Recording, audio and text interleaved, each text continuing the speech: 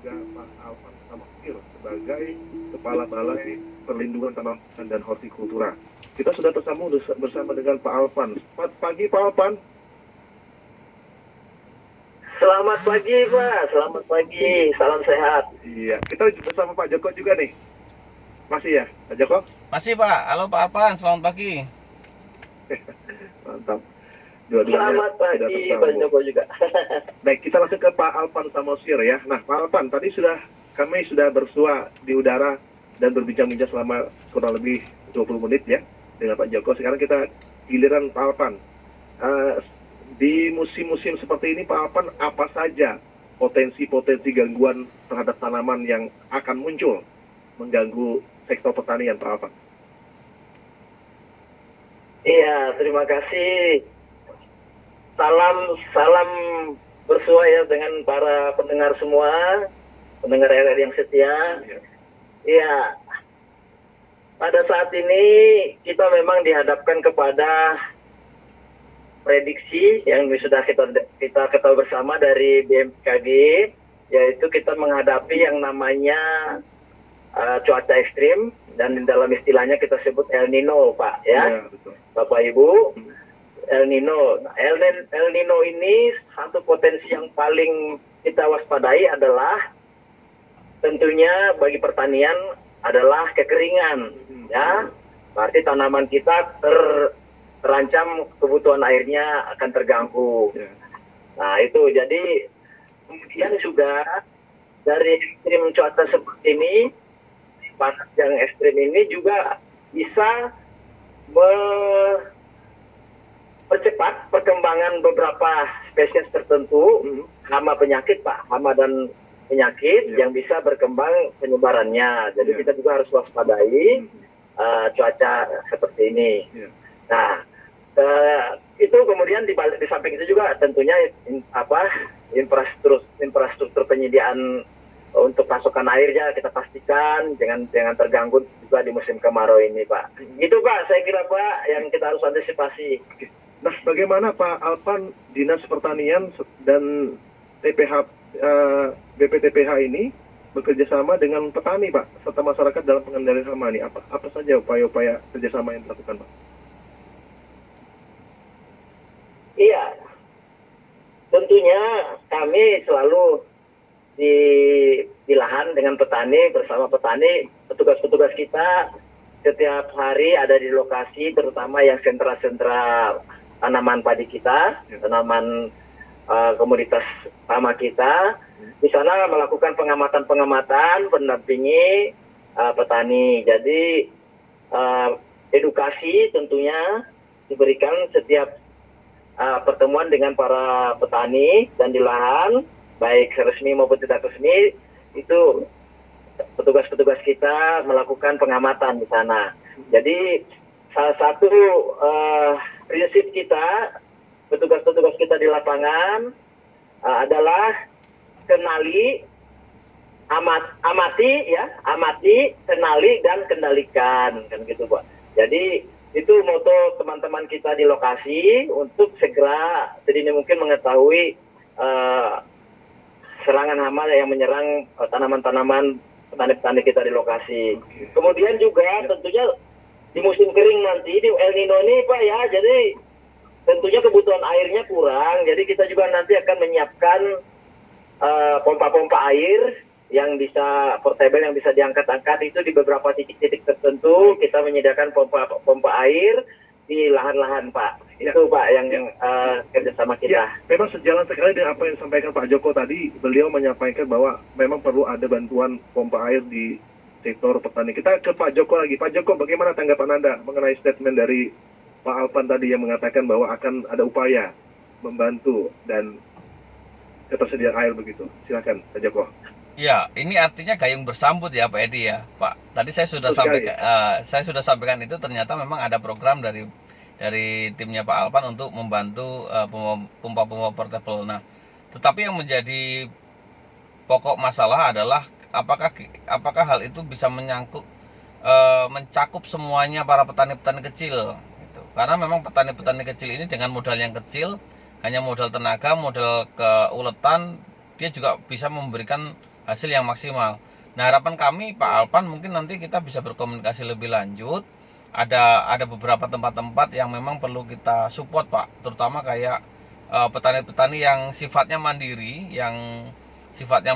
bukan dalam arti tercatat secara resmi di dinas, tetapi petani mandiri ini lebih banyak sekali Pak Alpan. Nah, ini yang perlu kita support dan kita bantu.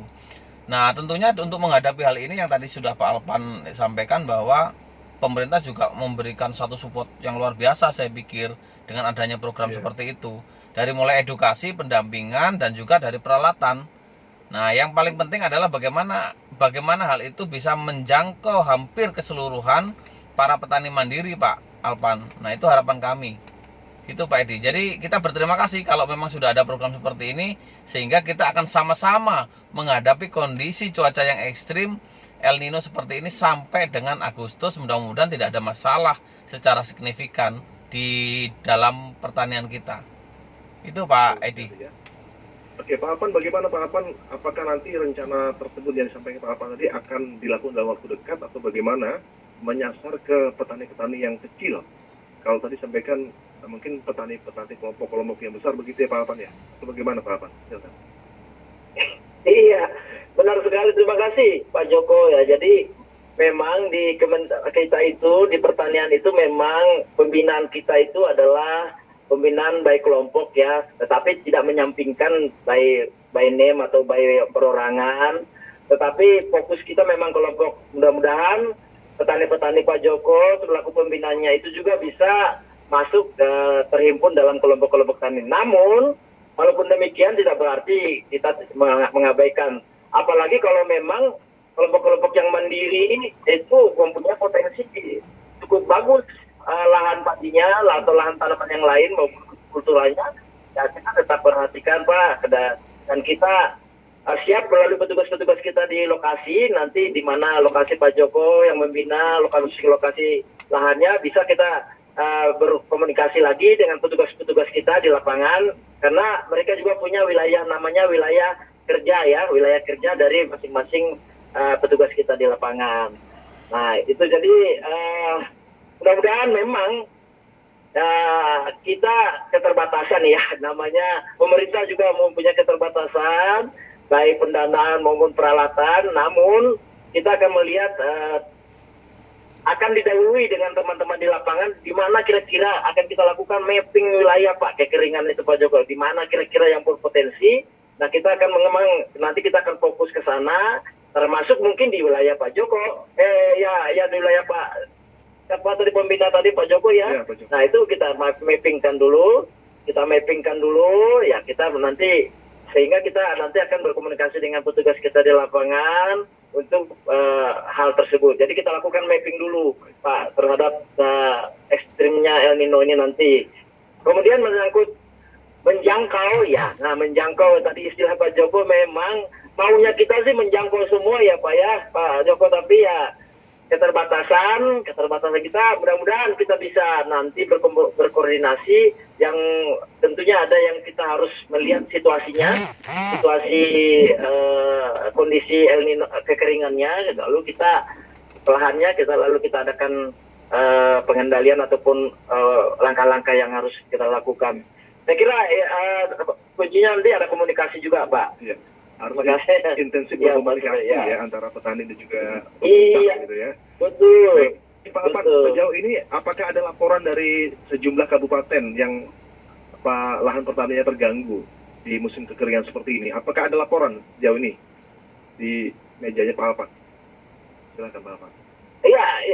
Iya. Jadi kita baru dihadapkan kepada banjir kemarin ya Pak ya, bulan kemarin, dan bahkan data-data pengendalian banjir juga sudah kita masukkan dan sudah ada masuk ke BMPD.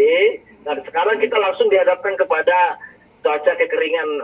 Namun situasi kondisi di lapangan Pak, ini persiapan rata-rata kami kunjungan di lokasi itu di sentra-sentra, terutama di food estate di Kapuas maupun di Pulau Pisau.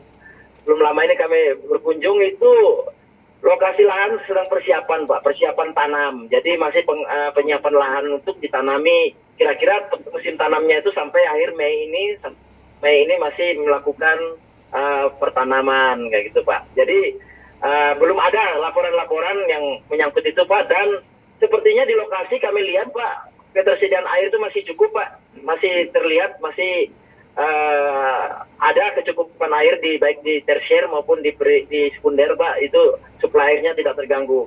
Nah kami juga kemarin menganjurkan karena ini menghadapi El Nino supaya tetap saluran-saluran tersier maupun kuarter yang masuk langsung ke lahan tidak terhambat dari saluran sekunder, itu kita himbau petani-petani kita untuk menormalisasi atau ya secara gotong royong lah masing-masing membersihkan parit-parit saluran-saluran air sehingga masih bisa kita gunakan parit itu untuk saluran-saluran di musim kering ini. Ya. Saya kira itu Pak. Kita ke Pak Joko. Tadi menarik Pak Joko sempat menyampaikan di awal-awal tadi di Palangkaraya ternyata bisa ditanami padi. Saya pengen tahu bagaimana cara petani bisa mengelola lahan, karena di sini kan kita kenal adalah lahan gambut begitu ya Pak Joko ya. Nah Pak Joko gimana? Mungkin ada laporan dari petani yang bisa disampaikan di acara ini, bagaimana cara mengolahnya? Ya. Pak Edi, Pak Alpan, lokasi kami itu ada di daerah Rakumpit Pak, Sukabudi situ Pak Alpan. Jadi di situ ada kemarin kita uji coba itu lahan padi, ternyata bisa Pak, ternyata bisa panen juga. Nah sistem Pak Joko? Memang nggak banyak Pak, hanya beberapa hektar saja, memang belum banyak. Tetapi ini adalah menjadi salah satu uji coba. Ternyata memang daerah situ ada potensi untuk kita kembangkan padi. Tuh. Terus kemudian ada di beberapa tempat juga, ada di Alson 2 itu juga ada kita tanam padi Pak. Ada teman-teman kelompok tani yang ada di situ juga nanam padi dan pertanian. Nah, sistem penanamannya ya sama Pak. Sistem penanaman pengolahannya sama. Hanya bagaimana kita ini mempertahankan air yang ada di lokasi itu untuk tidak mengalami kekeringan. Karena kita tidak disupport oleh waduk atau yang lain-lainnya. Kita hanya mengandalkan dari kondisi tempat tersebut sebagai genangan air yang cukup untuk beberapa hektar itu Pak Edi. Kalau sistemnya sama Pak Edi, sistem pengolahannya, penanaman dan lain-lain itu sama. Yang mana kemarin itu dilakukan oleh Pak Wali Kota juga panennya.